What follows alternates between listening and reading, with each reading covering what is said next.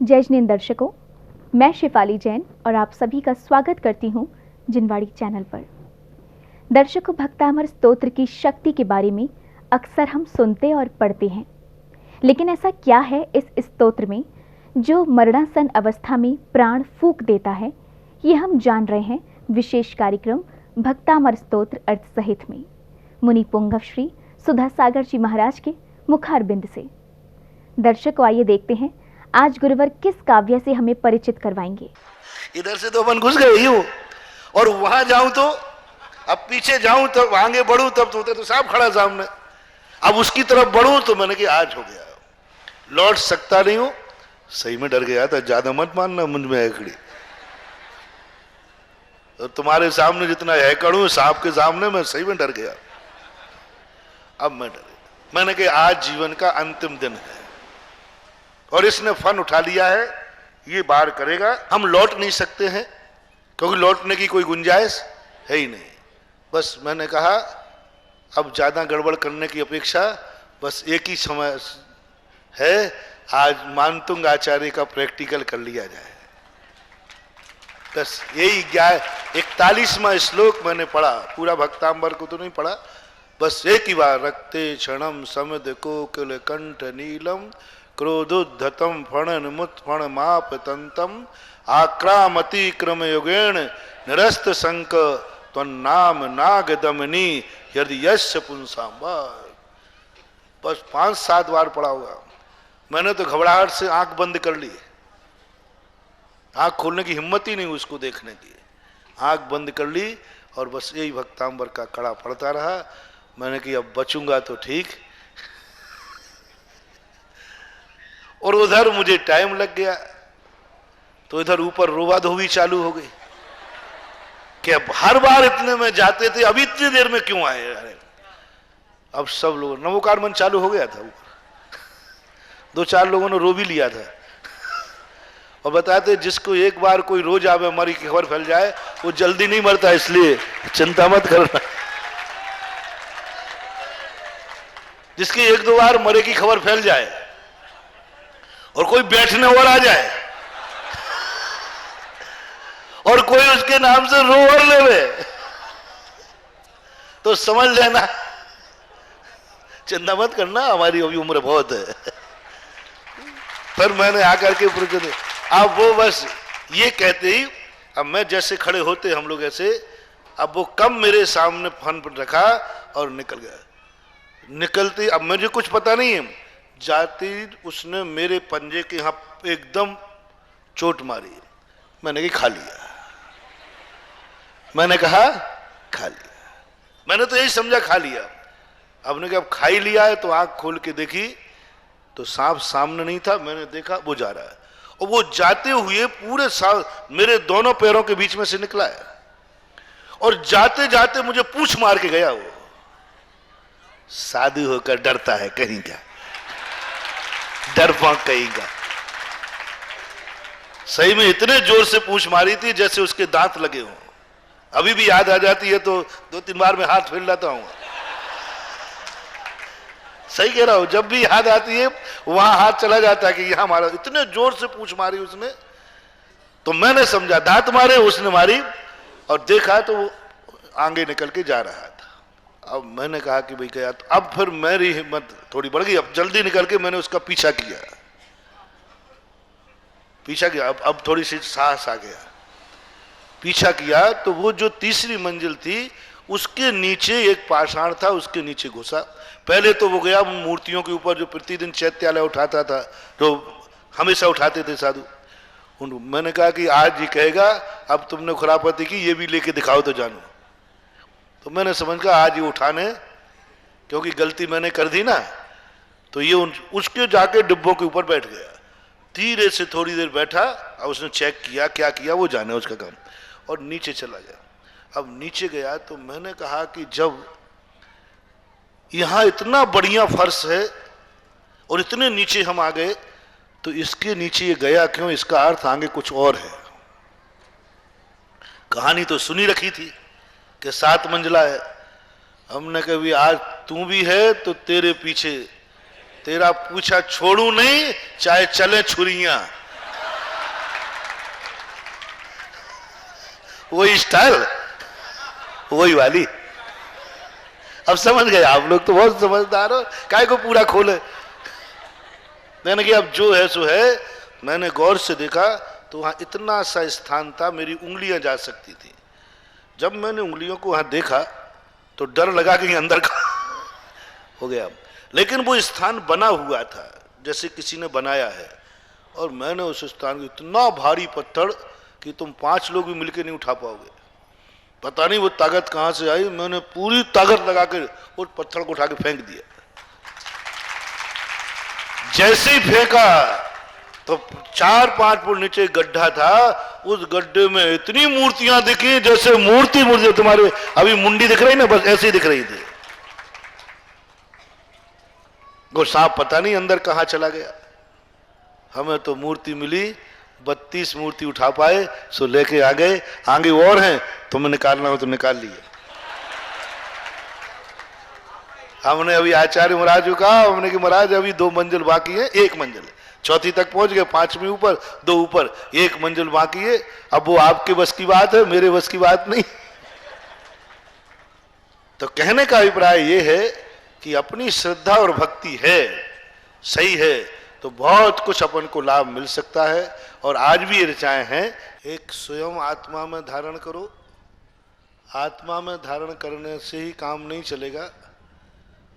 जो धर्म तुमने धारण किया है वो दूसरों को भी धारण कराओ, तो धर्मात्मा की कोटि है। अभी अपन भक्तांबर में पढ़ रहे थे ना, धर्म, हम पुरानी गाथाओं को, हम पुरानी महान आत्माओं की कहानियों को सुना करके हम धर्म के ऊपर उपकार नहीं कर सकते।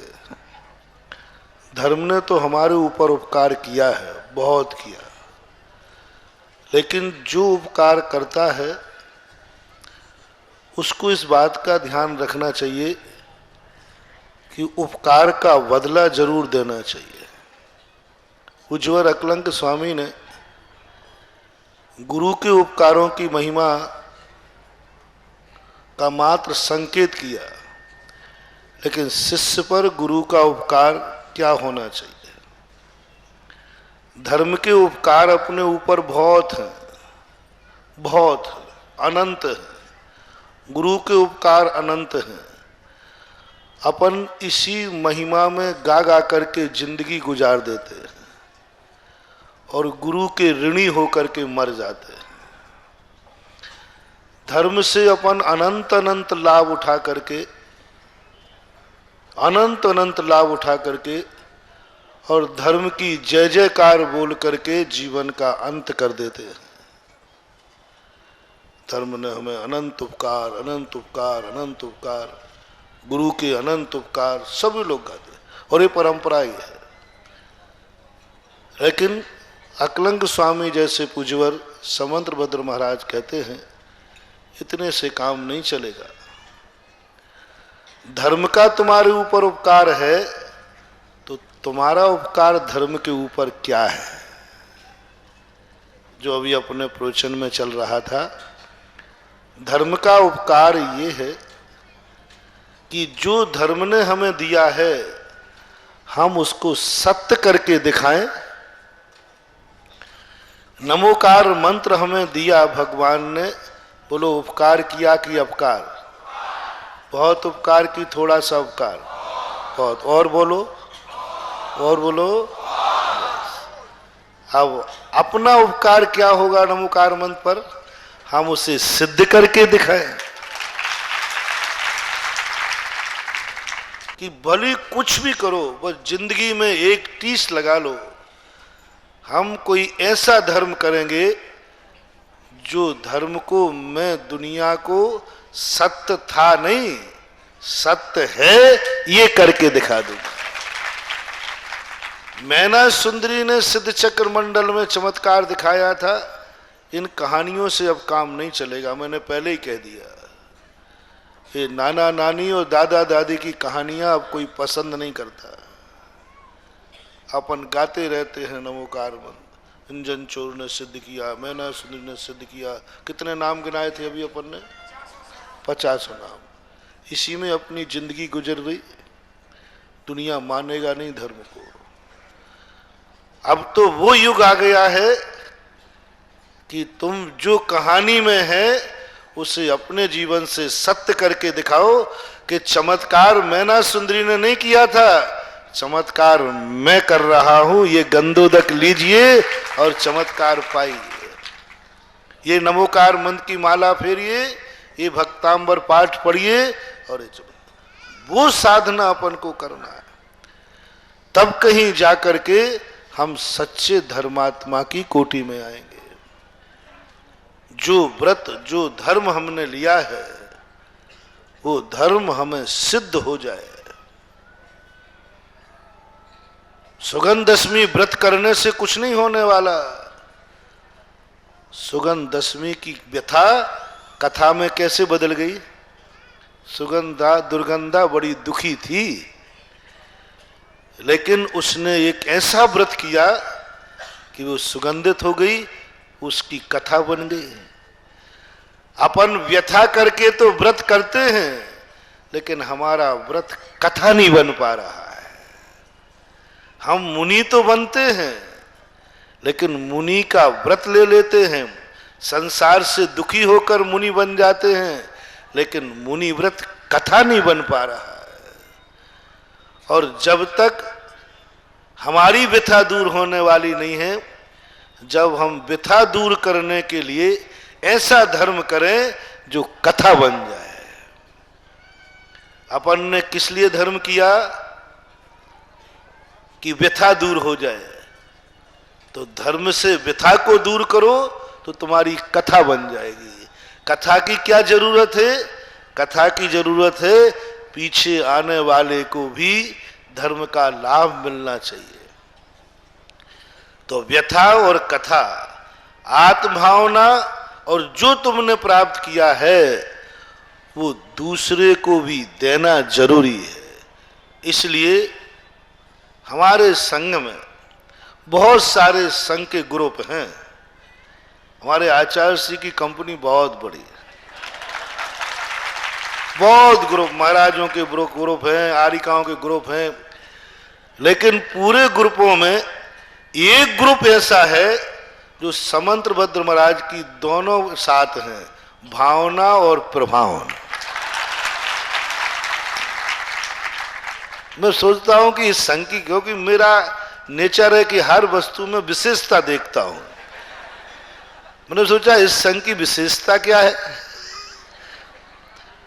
कोई भी संघ नहीं, सब संघ हैं बहुत बड़े, लेकिन दोनों जोड़ी, मोक्ष मार्ग स्वयं का और मोक्ष मार्ग पर का। समंत्रबद्ध कहते भावना बिना तुम्हारा कल्याण नहीं और प्रभावना बिना जनता का कल्याण नहीं।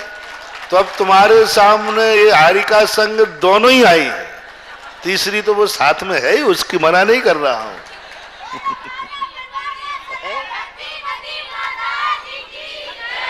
भक्तिमती, तो जहां भावना प्रभावना है तो भक्ति अपने आप आई जाए। तो ऐसी जोड़ी मिलना, दोनों बहनें होकर के भी नाम भी ऐसे मिल गए, नहीं तो कोई आचार्य दूसरा नाम रख देते क्या बात होगी। तीनों ही बहनें हैं, तीनों ही बहनें हैं, लेकिन भावना प्रभावना प्रसिद्ध है सारे भारत में।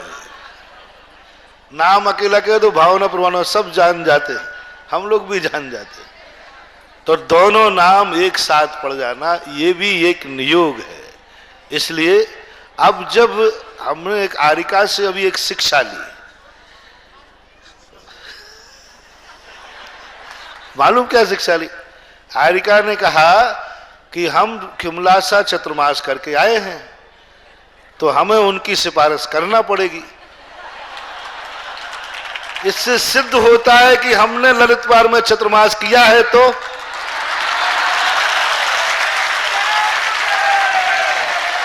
बात तो सीधी बात है कि हम संघ के सब एक ही तो हैं कि एक करेगा तो सबको करना। यदि मैं नहीं करूं तो इसका अर्थ एक संघ के दो विचारधाराएं होती है, एक तो सिफारिश करे एक नहीं करे, तो मैं भी कर दूं ना है? और दूसरी बात है कि जब व्यक्ति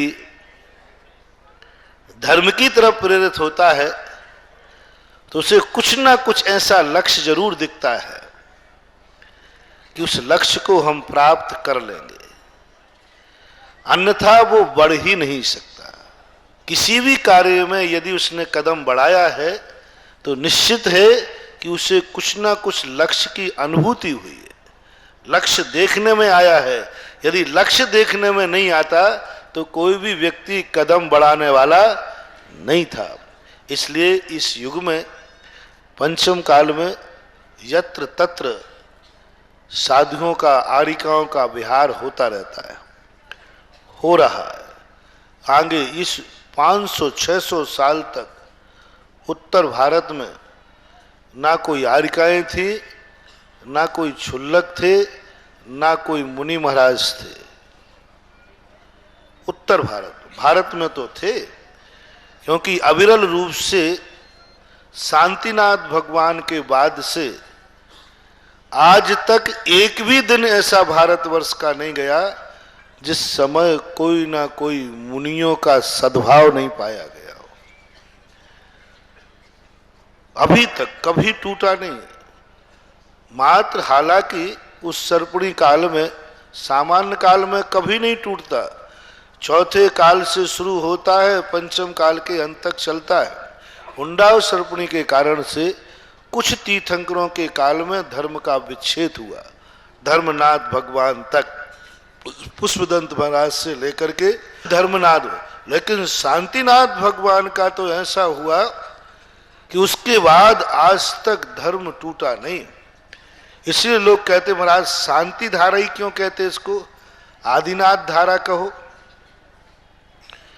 अजितनाथ धारा कहो, नहीं, शांतिनाथ धारा। और मागनंदी महाराज ने शांतिनाथ भगवान का ही नाम क्यों लिया, उसमें अन्य तीर्थंकरों का नाम नहीं लिया? उसका मूल कारण है कि शांतिनाथ भगवान के बाद से धर्म का विच्छेद नहीं हुआ।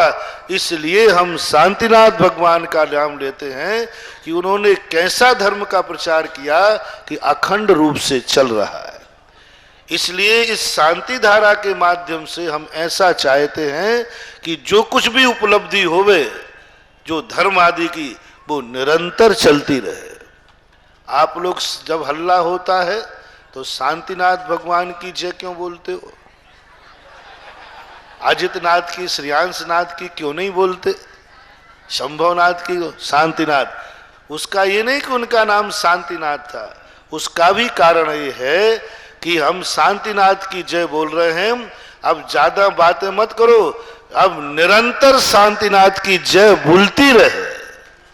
शांति पाठ में भी शांतिनाथ भगवान, शांतिनाथ हुन शशिमुख हारी, शांतिनाथ क्या और किसी के लक्षण नहीं थे?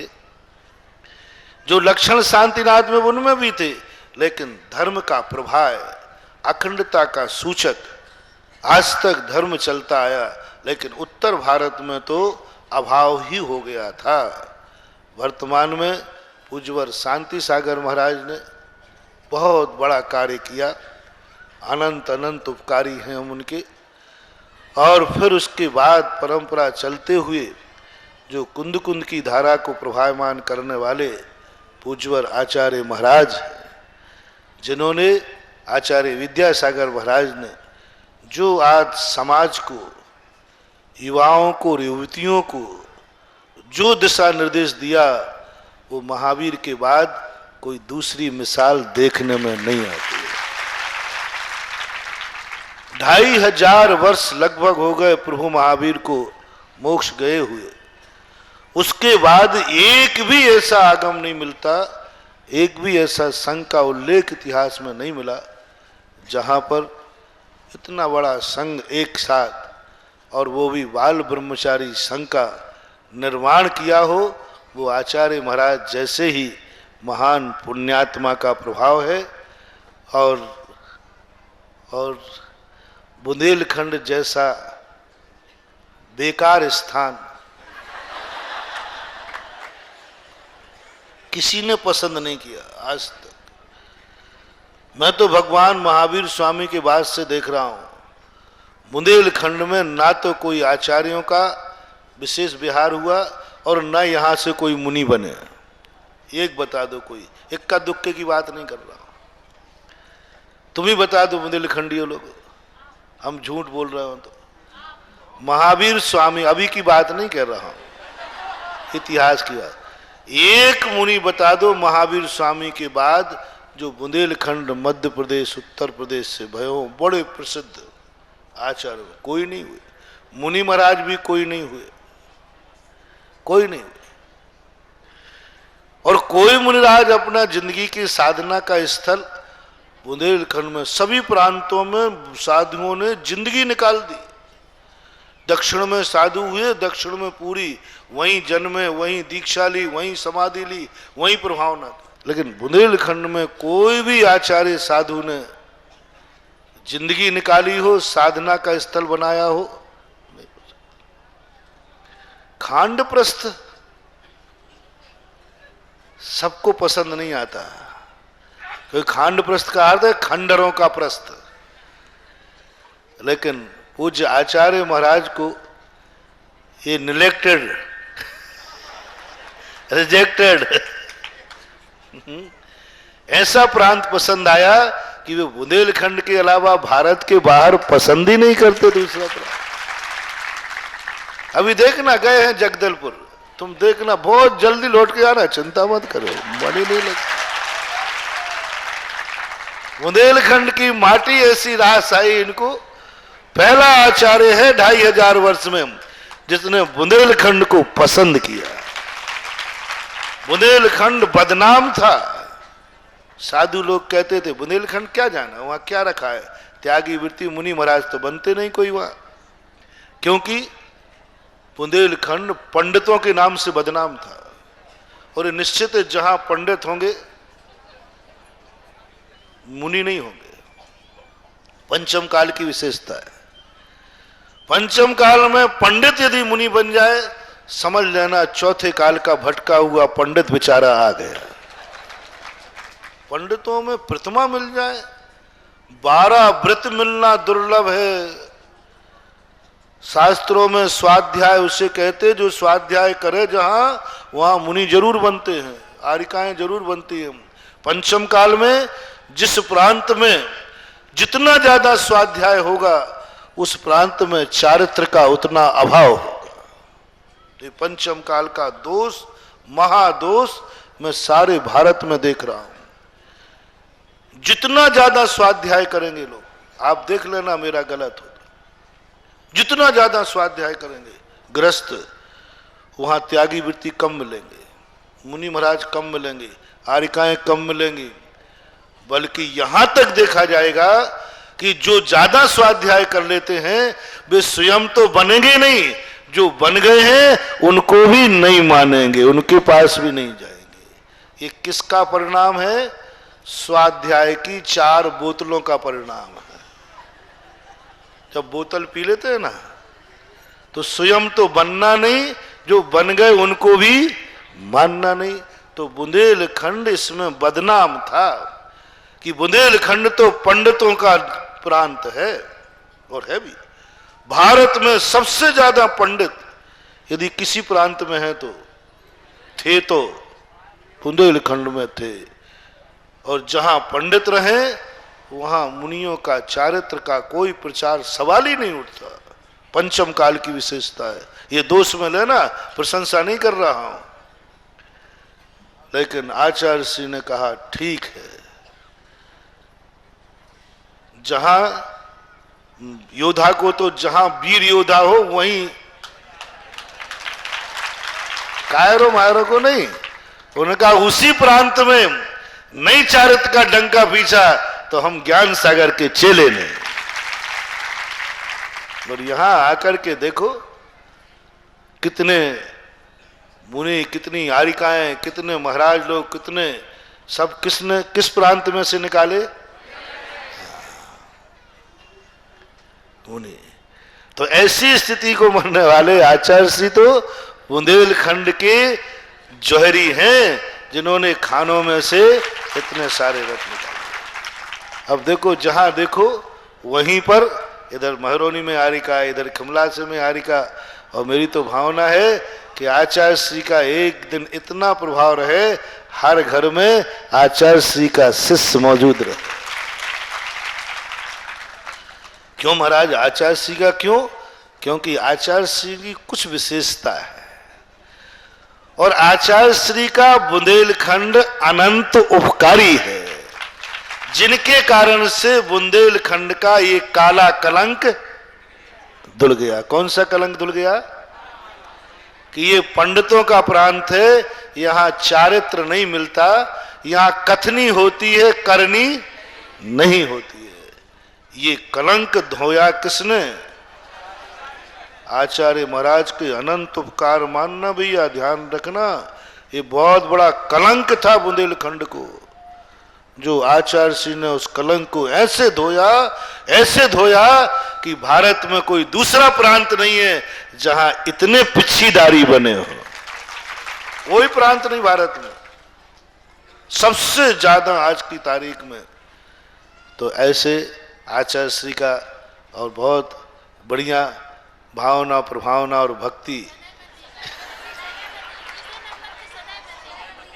सुनायमती प्रभावना कहाँ गई फिर?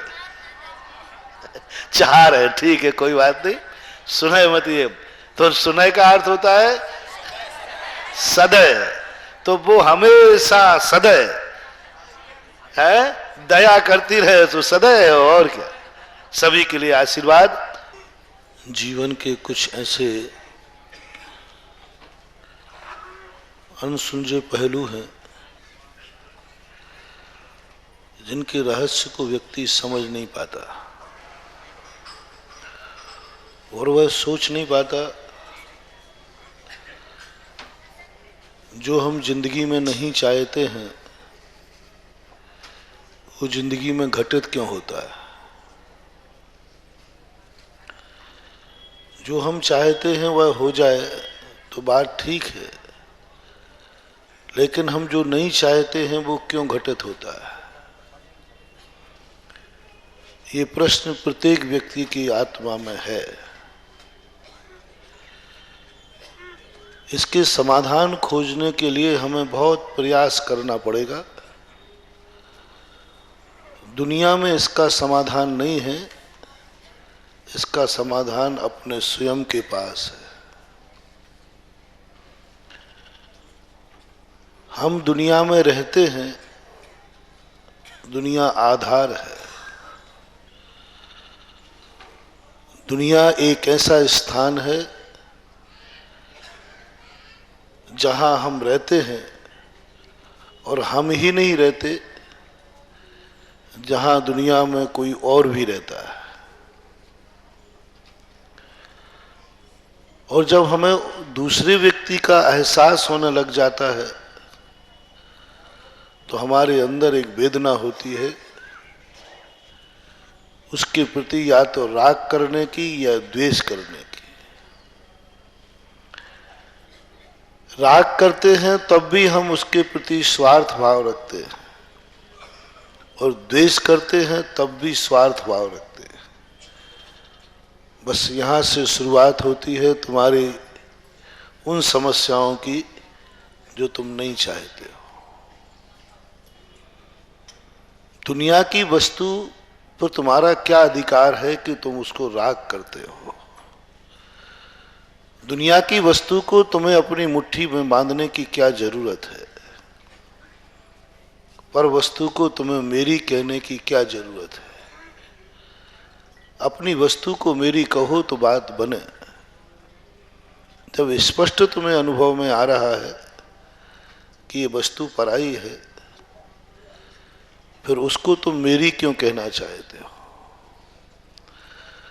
तुम अपनी जिंदगी का सहारा क्यों बनाना चाहते हो? तुम उससे सुख की कल्पना क्यों करते हो? तुम उसे अपनी जिंदगी की वैसाखी क्यों बनाते हो? ये कितना बड़ा अपराध है, जितना बड़ा अपराध किसी दूसरे की कमाई हुई वस्तु को, मुद्रा को चोरी कर लेना।